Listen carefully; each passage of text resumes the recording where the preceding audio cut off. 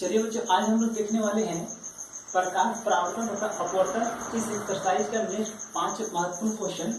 इस क्वेश्चन को अगर हम लोग सीरियल में देखेंगे तो 6, 7, 8, 9 और 10 होगा, और हम लोग 1, 2, 3, 4 और 5 का सॉल्यूशन हम लोग पिछले वीडियो पे देख चुके हैं। इस वीडियो में हम लोग देखेंगे कि इन क्वेश्चनों को हम लोग किस तरह से हल करेंगे और इसको पूरी तरह से समझने का कोशिश करेंगे। तो चलिए सबसे पहला क्वेश्चन हम लोग पकड़ते हैं। तो हम लोग का सबसे पहला क्वेश्चन जो है वो है प्रकाश का विवर्तन से आप क्या समझते हैं। तो इसी चीज को हम लोग सबसे पहले डिस्कस करेंगे।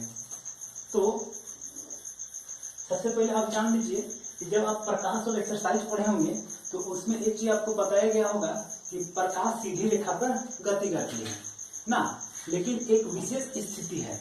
क्या विशेष स्थिति? कि अगर प्रकाश कभी भी किसी वस्तु के किनारे पर पड़े, अगर किनारे पर पड़ेगा तो ऐसा स्थिति में प्रकाश जो है वो सीधा नहीं जाएगा। ऐसा में क्या होगा, ये यहाँ से बेंड हो जाएगा इस तरह से। तो यही घटना को कहते हैं हम लोग प्रकाश का विवर्तन। अब इसको अगर आपको लिखना है तो किस तरह से लिखिएगा कि लिखना पड़ेगा आपको उत्तर करके कि जब प्रकाश किसी वस्तु के किनारों पर पड़ती है तो प्रकाश सीधी न जा करके उनके किनारों से थोड़ी सी मुड़ जाती है। इसी घटना को कहते हैं प्रकाश का विवर्तन। तो उम्मीद करते हैं कि आप इस क्वेश्चन का आंसर आप जान गए, और अगर आपको कोई पूछेगा तो आप उसको समझा भी पाइएगा और आपको लिखना रहेगा तो लिख भी पाइएगा। अगला हम लोग का क्वेश्चन है कि प्रकाश का अपवर्तन, प्रकाश का परावर्तन को समझाइए एवं इसके नियमों को लिखिए। ये बहुत ही ज्यादा इंपॉर्टेंट क्वेश्चन है, तो इसलिए इसको हम लोग VBI कर सकते हैं। और इसका आंसर करने के लिए हम लोग को फिगर की जरूरत पड़ेगा। तो चलिए सबसे पहले हम लोग फिगर ड्रॉ करते हैं, उसके बाद फिर उसमें डिस्कस करते हैं कि प्रकाश का परावर्तन क्या चीज है और इसका नियम क्या क्या है।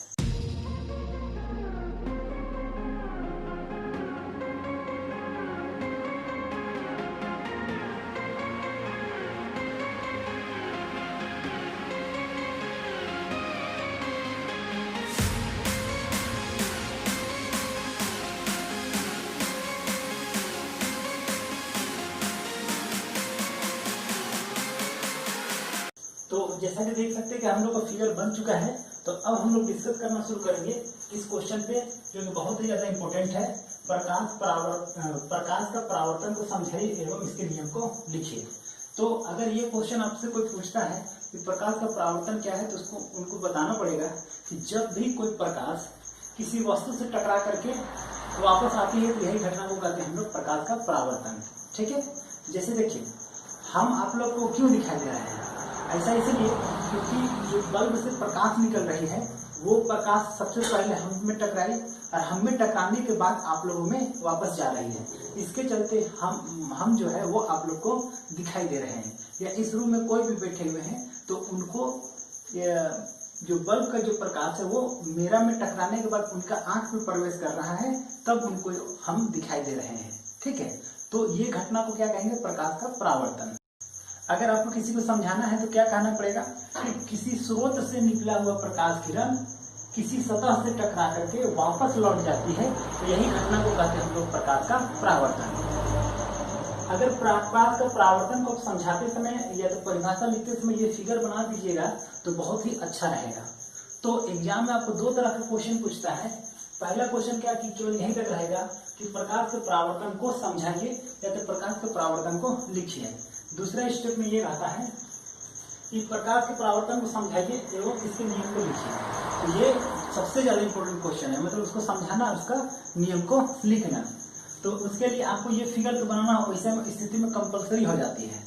केवल परिभाषा बोले तो कंपलसरी नहीं है कि आप फिगर भी बनाइए, लेकिन अगर फिगर बना देते तो बहुत ही अच्छा रहेगा। लेकिन अगर इसके नियम को भी लिखिए तो बिना फिगर का अगर आप बनाइएगा तो आपका मार्क्स जो रहेगा वो बहुत ही कम आने का उम्मीद है। तो इसलिए आप क्या कीजिएगा कि कभी भी परावर्तन से रिलेटेड मतलब इसका परिभाषा पूछे या इसके नियम को पूछे तो दोनों स्थिति पर ही ये फिगर का आप जरूर बनाइएगा। फिगर बनाते समय देखिए यहाँ पर लिखे हैं आपतित किरण। आपतित किरण क्या होता है, तो किसी स्रोत से प्रकाश निकल करके परावर्तक सतह तक का जो प्रकाश है ना, इसको कहते हैं हम लोग आपतित किरण। उसके बाद यहाँ से टकरा करके वापस जो जाता है इस प्रकाश का नाम हम लोग का परावर्तित किरण। और इस बिंदु का नाम है आपतन बिंदु, और ये जो सतह है इसको कहते हैं हम लोग परावर्तक सतह, और ये जो है इसको कहते हैं हम लोग अभिलंब।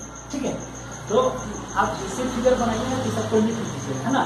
उसके बाद यहाँ पर लिखिएगा प्रकाश का परावर्तन, और उसको जैसे कभी बताएं उसी तरह से लिख देना है कि किसी स्रोत से निकला हुआ प्रकाश किरण किसी सतह से टकरा करके वापस लौट जाती है, इसी घटना को कहते हैं हम लोग प्रकाश का परावर्तन। तो उम्मीद करते हैं कि प्रकाश का परावर्तन है क्या, ये आप लोग को समझ में आ गया। अब हम लोग डिस्कस करते हैं इसके नियम पर। तो प्रकाश का परावर्तन का नियम का मतलब क्या होगा, तो देखा गया क्या कि प्रकाश का जब परावर्तन होती है तो किसी भी सतह से परावर्तित हो तो उसमें दो बात कॉमन था, और वही दो बात को उसका नियम के रूप में हम लोग जानते हैं। तो क्या क्या नियम या तो क्या क्या दो बात था जो कि सभी तरह के परावर्तन पे देखा गया, तो उसी को हम लोग यहाँ पे देखेंगे, है ना। तो प्रकाश के परावर्तन के दो नियम हैं। अब क्या कीजिए, सबसे पहले परिभाषा लिख लीजिए, उसके बाद लिखेंगे पैराग्राफ चेंज करके कि प्रकाश के परावर्तन के दो नियम हैं। कौन कौन, तो सबसे पहले सुनिए, ये आपतित किरण मतलब ये वाला किरण, परावर्तित किरण मतलब ये वाला किरण, तथा आपतन बिंदु पर डाला गया अभिलंब, तीनों एक ही तल के एक ही बिंदु पर होते हैं। यही है पहला नियम। तो आपको समझ में आ गया होगा क्या लिखना है।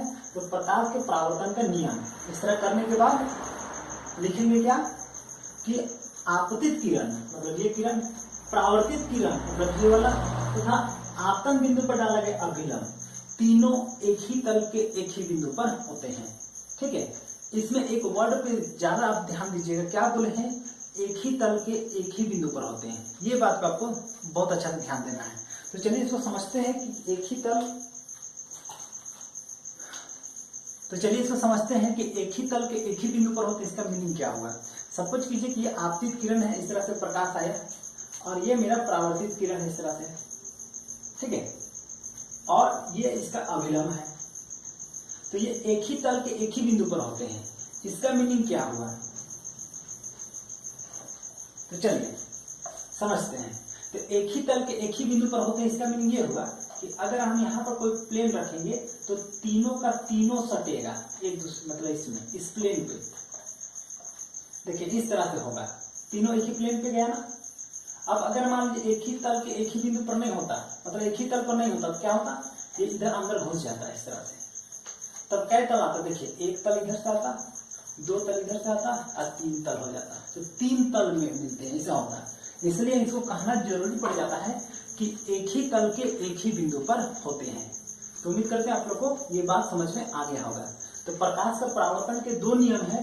पहला नियम, आपतित किरण, परावर्तित किरण तथा आपतन बिंदु पर डाला गया अभिलंब, तीनों एक ही तल के एक ही बिंदु पर होते हैं। दूसरा नियम क्या चीज है, तो आपतन कोण, मतलब ये जो कोण है, ये जो कहते हैं हम लोग आपतन कोण, एंगुलर, तो लिख लेते हैं। चलिए, आपतन कोण कौन सा है, ये देखिए ये वाला का नाम है आपतन कोण। परावर्तन कोण किसका नाम है, तो देखिए ये वाला का नाम है। तो दूसरा नियम है क्या कि आपतन कोण और परावर्तन कोण बराबर होते हैं, that is angle I equal to angle R. तो इस तरह से हम लोग का ये क्वेश्चन कंप्लीट हो गया ना। तो चलिए एक बार फिर से रिमाइंड करा देते हैं कि क्या आपको लिखना है इसमें। तो प्रकाश का परावर्तन से आप क्या समझते हैं, तो पहले स्टेप के लिए क्या करना है, फिगर बना लेना है। उसके बाद लिखना है क्या कि जब प्रकाश किसी स्रोत से निकल करके किसी सतह पर टकराती है तो टकरा करके वापस लौट जाती है, इस घटना को कहते हैं प्रकाश का परावर्तन। एक बार फिर सुन लीजिए, किसी सतह से निकला हुआ प्रकाश किरण, किसी स्रोत से निकला हुआ प्रकाश किरण किसी सतह से टकरा करके वापस लौट जाती है, तो इस घटना को कहते हैं प्रकाश का परावर्तन। पैराग्राफ चेंज करने के बाद लिखना पड़ेगा कि प्रकाश के परावर्तन के दो नियम हैं। पहला नियम, आपतित किरण, परावर्तित किरण तथा आपतन बिंदु पर डाला गया अभिलंब, तीनों एक ही तल के एक ही बिंदु पर होते हैं। दूसरा नियम कि आपतन कोण और परावर्तन कोण हमेशा बराबर होती है। तो उम्मीद करते हैं कि ये क्वेश्चन आप लोग को समझ में आ गया होगा। अब हम लोग का देखते हैं next question, question number 8। Question number 8 में हम लोग को पूछा गया है क्या कि वास्तविक एवं आभासी प्रतिबिंब में अंतर बताइए। कहने का अर्थ यह है कि वास्तविक प्रतिबिंब और आभासी प्रतिबिंब में क्या अंतर है, वही चीज को हम लोग को समझाना है। तो इसको थोड़ा सा लिखना पड़ेगा। तो चलिए मैं पहले इधर लिख लेता हूँ, उसके बाद आप लोगों को दिखाता हूँ कि इसको इनमें की क्या क्या अंतर है कहाँ पे।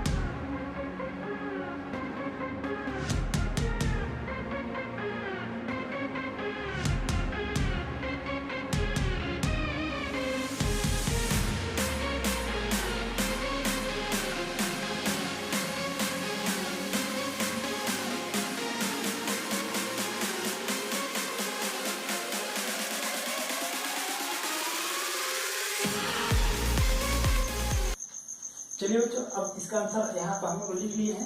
अब हम लोग डिस्कस करते हैं कि वास्तविक प्रतिबिंब और आभासी प्रतिबिंब में क्या अंतर है। तो वास्तविक प्रतिबिंब के लिए इस तरह से हम लोग क्या किए, एक अवतल दर्पण का फिगर बनाए। यहाँ पे वस्तु रख दिए, उसके बाद यहाँ से प्रकाश इधर गया, ये F से गुजरता है, उसके बाद C से गुजरने वाले प्रकाश वापस इसी पथ से लौट जाते हैं। ये आप लोग को मालूम होगा जब एक्सरसाइज पढ़ रहे होंगे उस समय। और एक उत्तल दर्पण का भी फिगर यहाँ पे बनाए हैं हम लोग। उत्तल दर्पण के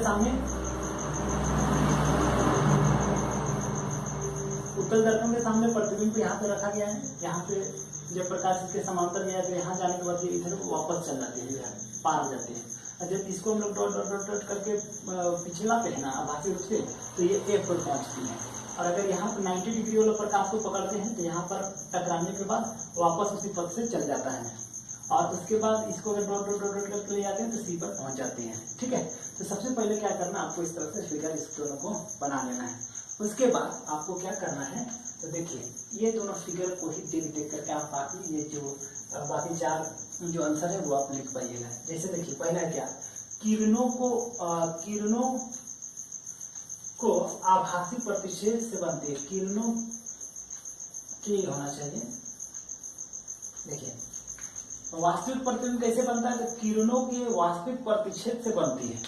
देखिए तो यहाँ गया प्रकाश, यहाँ परावर्तित हुआ, फिर यहाँ गया प्रकाश, फिर परावर्तित होकर वापस आया, तो दोनों यहाँ पर वास्तविक रूप से प्रतिच्छेद की है ना।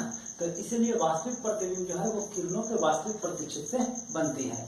और आभासी प्रतिबिंब में क्या चीज है, देखिए तो किरणों को आभासी रूप से पीछे बढ़ाने पर बनती है ना। क्योंकि देखिए प्रकाश यहाँ तक आया, टकरा कर वापस इधर चल गया। उसी तरह ये वाला प्रकाश यहाँ गया, यहाँ टकरा कर इधर भाग गया। तो ये वाला प्रकाश और ये वाला प्रकाश कभी भी एक दूसरे को नहीं मिलेंगे, क्योंकि एक तो ऐसे भाग रहा है, एक तो ऐसे भाग रहा है, तो कभी नहीं मिलेंगे ना। इसलिए इसको आभासी रूप से पीछे बढ़ाए, तब जाकर के देखिए यहाँ पे प्रतिबिंब बन रही है यहाँ पे ना। तो इसलिए बोला गया कि किरणों के वास्तविक प्रतिच्छेद से बनती है। कौन सा, तो वास्तविक प्रतिबिंब। तो वास्तविक प्रतिबिंब किरणों के वास्तविक रूप से प्रतिच्छेद से बनती है, और आभासी प्रतिबिंब किरणों को आभासी रूप से पीछे बढ़ाने पर बनती है। दो अंतर हो गया। अब तीसरा देखते हैं कि वास्तविक प्रतिबिंब हमेशा उल्टा बनती है। एक चीज आप ध्यान दीजिएगा, तो यहाँ पर तीर का चिन्ह ऊपर है और यहाँ तीर का चिन्ह नीचे है। तो इससे क्या पता चल रहा है इसका अगर सिर ऊपर मानते हैं तो सिर इधर क्या होगा, इसका नीचे हो गया। तो वास्तविक प्रतिबिंब हमेशा जो रहेगा वो उल्टा बनेगा। मान लीजिए ये वस्तु है तो प्रतिबिंब रहेगा ना इसका, तो ऐसा दिखेगा। ठीक है, तो वास्तविक प्रतिबिंब हमेशा उल्टा बनती है, जबकि आभासी प्रतिबिंब हमेशा सीधा बनती है। ठीक है, ये बन गया हमारा तीसरा आंसर ना। चौथा आंसर क्या बोला, देखिए वास्तविक प्रतिबिंब को पर्दे पर उतारा जा सकता है और आभासी प्रतिबिंब को पर्दे पर नहीं उतारा जा सकता है। इसका मीनिंग क्या हुआ कि अगर वास्तविक प्रतिबिंब मेरा अगर बनने लगे कि मेरा प्रतिबिंब वास्तविक रूप से यहाँ पर बनने लगेगा, तो ऐसा स्थिति में क्या होगा कि हम इस बोर्ड पे दिखने लगेंगे। तो इसीलिए कहा जाता है कि वास्तविक प्रतिबिंब को पर्दे पर उतारा जा सकता है, जबकि आभासी प्रतिबिंब जो हम लोग आईना में जो चेहरा देखते हैं ना, वो है हम लोग का आभासी प्रतिबिंब। तो वो उसको आप किसी भी तरह से दीवार पे या किसी पर्दा पे नहीं डाल सकते हैं, वो केवल आपको दर्पण के अंदर ही दिखेगा, बाहर नहीं आएगा। जबकि वास्तविक प्रतिबिंब रहेगा तो वो दर्पण से बाहर आकर के किसी दीवार पर या तो पर्दे पर बनने लगेगा। ठीक है, तो इसीलिए बोला गया है क्या कि वास्तविक प्रतिबिंब को पर्दे पर उतारा जा सकता है, आभासी प्रतिबिंब को पर्दे पर नहीं उतारा जा सकता है। अगला क्वेश्चन है क्या, ये दर्पण के सामने बनती है। तो ध्यान दीजिए, यहाँ पे दर्पण यहाँ है तो दर्पण के सामने बना है, जबकि ये वाला दर्पण के पीछे बना है, तो यह दर्पण के पीछे बनती है। ठीक है, तो एक बार फिर से बता दूं, उसमें पहले फिगर बना लेना है। फिगर अगर बाई चांस में आपको याद ना हो तो केवल ये वाला केवल याद रख लेना है। ठीक है, तो सबसे बेस्ट आंसर होगा क्या कि ये पांचों का आप याद कर लीजिए। अब फिगर अगर बनाने सक जाइएगा तो इसी को देख के बाकी सबको लिखना है। तो फिगर बनने के बाद लिखेंगे क्या कि वास्तविक प्रतिबिंब किरणों को वास्तविक पर पीछे से बनती है, आभासी प्रतिबिंब किरणों को आभासी रूप से पीछे बढ़ाने से बनती है। वास्तविक प्रतिबिंब हमेशा उल्टा बनती है, वास्तविक प्रतिबिंब हमेशा उल्टा बनती है, आभासी प्रतिबिंब हमेशा सीधा बनती है। वास्तविक प्रतिबिंब को पर्दे पर उतारा जा सकता है, आभासी प्रतिबिंब को पर्दे पर नहीं उतारा जा सकता है। यह दर्पण के सामने बनती है, मतलब वास्तविक प्रतिबिंब दर्पण के सामने बनती है, यह दर्पण के पीछे बनती है, मतलब ये दर्पण के पीछे बनती है, देखिए यहाँ पे, है ना। तो इस तरह से क्वेश्चन नंबर 8 का भी आंसर हो गया। तो उम्मीद करते हैं ये भी आप लोगों को समझ में आ गया होगा। अब हम लोग चलिए देखते हैं क्वेश्चन नंबर 9। क्वेश्चन नंबर 9 में बोला गया है क्या कि समतल दर्पण द्वारा बनने वाले प्रतिबिंब की प्रकृति बताइए। अब समतल दर्पण तो आप देखे होंगे सभी, कोई चेहरा देखने के लिए जो यूज करते हैं वो है समतल दर्पण, और उसमें जो प्रतिबिंब बनती है, मतलब हम लोग जब देखते हैं तो हम ही लोग जैसे प्रतिबिंब अंदर बनता है, उसमें क्या क्या प्रकृति होती है उसको हम लोग को बताना है। तो उसके लिए भी हम लोग को क्या करना पड़ेगा, फिगर बनाना पड़ेगा। उसके बाद उसको हम लोग डिस्कस करेंगे कि उसमें क्या क्या प्रकृति होती है। तो चलिए सबसे पहले फिगर बनाते हैं।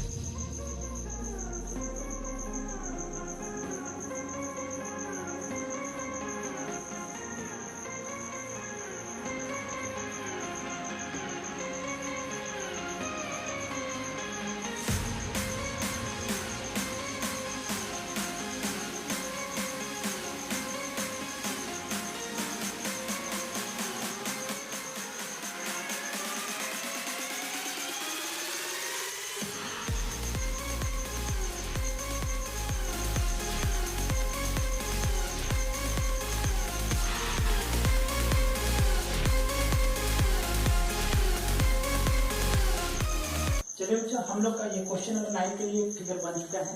आपको इस तरह से फिगर बनाना। ये हुआ हम लोग का समतल दर्पण, ये हुआ वस्तु, और ये हुआ हम लोग का प्रतिबिंब। इधर से प्रकाश आया, प्रकाश आने के बाद जब यहाँ पे 90 डिग्री पर टच करेगा ना, तो 90 डिग्री पर कभी भी टच करेगा तो प्रकाश उसी पथ से वापस हो जाती है। तो देखिए यहाँ पर तीर का चिन्ह इधर गया, फिर इधर वापस आया।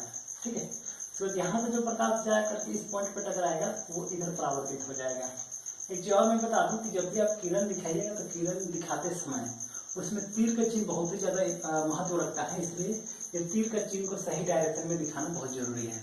ठीक है, अब इस तरह जब आपका फिगर बन जाएगा तो यहाँ से यहाँ तक का डिस्टेंस को यू से सूचित करते हैं, है ना। यह है वस्तु दूरी, और यहाँ से तो इस पॉइंट से यहाँ तक का दूरी को कहते हैं हम लोग प्रतिबिंब दूरी, मतलब भी, इसको भी से सूचित करते हैं, यहाँ भी लिखा हुआ है ना। तो चलिए अब एक एक करके हम लोग लिखना शुरू करेंगे। तो आंसर करने के बाद ये फिगर बना लेना है, उसके बाद आपको आंसर लिखना है इस तरह से कि प्रतिबिंब आभासी बनती है ना। देखिए तो ये आभासी न बन रहा है, किरणों का आभासी रूप से प्रतिच्छेद से बन रही है, मतलब ये आभासी प्रतिबिंब है। दूसरा प्रतिबिंब दूरी, मतलब कि ये वाला भी, तथा वस्तु दूरी, मतलब कि ये वाला बराबर होती है। ठीक है, तो प्रतिबिंब दूरी और वस्तु दूरी बराबर होती है। तीसरा पॉइंट क्या है कि वस्तु की ऊंचाई मतलब कि ये h तथा प्रतिबिंब की ऊंचाई मतलब कि h डैश बराबर होती है, मतलब ये और ये भी हम लोग का बराबर होती है। अगला क्या है कि प्रतिबिंब पार्श्व परिवर्तित होती है, तो प्रतिबिंब पार्श्व परिवर्तित होती है, इसका मीनिंग क्या है ना। तो इसी पे क्वेश्चन देखिए, अगला जो है वो हम लोग का लिखा हुआ है कि पार्श्व परिवर्तन से आप क्या समझते हैं, तो यही वाला चीज ये चीज है ना। तो मैं आप समझाने की कोशिश करता हूँ कि प्रतिबिंब पार्श्व परिवर्तित होते हैं, इसका मीनिंग क्या है। तो आपने अनुभव किया होगा कि अगर आप किसी आईने के पास खड़ा हो जाइएगा और अपना दाएं हाथ को उठाइएगा तो लगेगा कि बाएं हाथ उठ रहा है, या इस तरह से दाएं हाथ को आप हिलाइएगा तो लगेगा कि मेरा बायां हाथ हिल रहा है। तो यही घटना को कहते हैं हम लोग प्रतिबिंब का पार्श्व परिवर्तित होना। ठीक है, तो यहाँ पर देखिए प्रतिबिंब पार्श्व परिवर्तित होती है, मतलब कभी भी हम लोग दर्पण के सामने खड़ा हो जाएं और दाएं हाथ को इस तरह से हिलाएंगे तो लगेगा कि हम लोग बाएं हाथ को हिला रहे हैं। ठीक है, ये भी पॉइंट भी क्लियर हो गया होगा। अगला पॉइंट है प्रतिबिंब दर्पण के पीछे बनती है, ये तो आपको दिख ही रहा है दर्पण के पीछे बन रही है, तो आभासी है तो पीछे बनेगा ही बनेगा, इससे पहले वाले क्वेश्चन हम लोग देख चुके थे। ठीक है, तो ये पांचों को हम लोग को लिखना है बाय फिगर। फिगर बनाइएगा तो जो आंसर है ना उसमें जान आ जाती है, मतलब कि कहिए तो बहुत ही अच्छा रहता है फिगर बनाने के, इसलिए फिगर बनाने के लिए थोड़ा प्रैक्टिस करना है और याद भी रखना है ना। उम्मीद करते हैं अब ये क्वेश्चन आप लोग को समझ में आ गया होगा। इसी से रिलेटेड यहाँ पर हम लोग का 10वां क्वेश्चन है कि पार्श्व परिवर्तन से आप क्या समझते हैं। तो जैसे कभी मैंने बताया कि क्या कि अगर हम लोग दर्पण के सामने खड़ा हो जाएं और दाएं हाथ इस तरह से हिलाएंगे तो दर्पण में लगता है क्या कि वहाँ बाएं हाथ हिला रहे हैं, तो यही घटना को हम लोग कहते हैं प्रतिबिंब का पार्श्व परिवर्तित हो जाना। ठीक है, अब इसको लिखेंगे कैसे, तो लिखिएगा क्या। अच्छा एक चीज और मैं बता दूं आप लोग को कि आखिर वैसा होता क्यों है कि अगर दाएं हाथ को उठाएं इस तरह से हिलाएं तो आपको प्रतिबिंब में लगेगा या तो दर्पण में लगेगा कि क्या कि बाएं हाथ इस तरह से हिला रहे हैं। ऐसा होता क्यों है, तो देखिए जब हम लोग खड़ा है ना और प्रतिबिंब जो खड़ा है वो, तो प्रतिबिंब जो है वो हम लोग की तुलना में ना 180 डिग्री पर घूम गया है। इस तरह से देखिए, सपोज कीजिए इसका डायरेक्शन इधर है, अब देखिए ये इस तरह से घूम करके 180 डिग्री पर घूमेगा, मतलब इतना घूमेगा, तो देखिए तो घूमेगा तो क्या हो जाएगा इस तरह से, मतलब ई साइड वाला ई साइड में पहुंच जाएगा ना, और ई साइड वाला ई साइड में, मतलब अगर मेरा इस तरह का हाथ है तो ये जो हाथ है वो लगेगा इधर आ गया, ये जो हाथ है वो इस तरह से आ गया। तो हम लोग का जो प्रतिबिंब है वो ऊर्ध्वाधर रेखा, मतलब कि ये वाला रेखा के अनुदिश 180 डिग्री पर घूम जाती है, इसलिए उस तरह से हम लोग को दिखाई देती है। तो अब इसको लिखना कैसा है, तो उत्तर करने के बाद आप लिखिएगा कि किसी प्रतिबिंब का 180 डिग्री पर घूम करके दिखाई देना प्रतिबिंब का पार्श्व परिवर्तन कहलाती है। समझ में आया? ठीक है, एक बार फिर से कि किसी प्रतिबिंब का 180 डिग्री पर घूम करके दिखाई देना पार्श्व परिवर्तन कहलाती है। जैसे कि अगर हम लोग अपना दाएं हाथ को हिलाएं तो दर्पण में ऐसा महसूस होता है कि हम लोग बाएं हाथ हिला रहे हैं, तो इसी घटना को हम लोग कहते हैं पार्श्व परिवर्तन। इतना आपको लिखना पड़ेगा। ठीक है, तो उम्मीद करते हैं कि ये पांचों क्वेश्चन आप लोग को समझ में आ गया होगा।